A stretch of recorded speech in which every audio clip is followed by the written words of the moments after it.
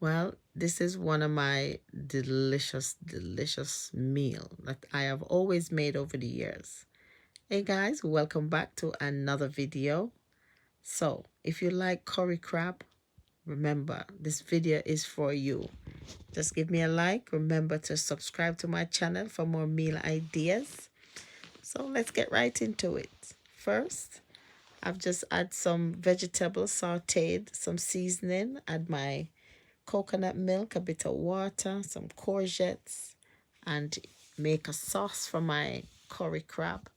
And I've just laid them out in the sauce and I've just allowed them to cook and simmer. I've had some long stem broccoli, prawns, bami, peppers, and just allow it to steam and check it occasionally. Guys, I've just garnished with some parsley as well. Let me know what you think. Thank you for watching.